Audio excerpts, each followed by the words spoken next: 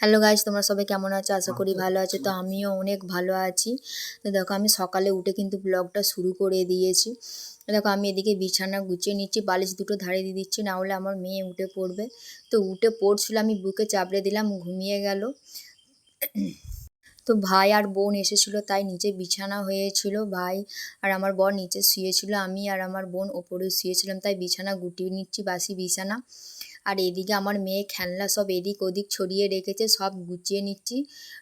প্রত্যেক দিন কাজ কিছু থাকুক আর না থাকুক, কিন্তু আমার মেয়ের খেলনা যদি পড়ে থাকে আমাকে সেগুলো গুছোতেই হবে। এইটাই আমার সব থেকে প্রত্যেক দিন রুটিন ডেলি।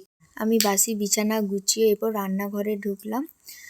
তো রান্নাঘরে আমি কালকে গ্যাস মুছেই রেখেছিলাম, তো আজকে আর মুছবো না। আজকে যেহেতু বৃহস্পতিবার, ওর জন্য কালকে আমি গ্যাস মুছে রেখেছিলাম। আজকে সকাল হাঁড়ি কড়া মেজে নেবো।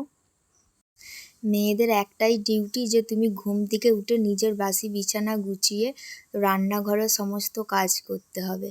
ভিডিওটা ভালো লাগলে অবশ্যই লাইক, শেয়ার, কমেন্ট করে দেবে।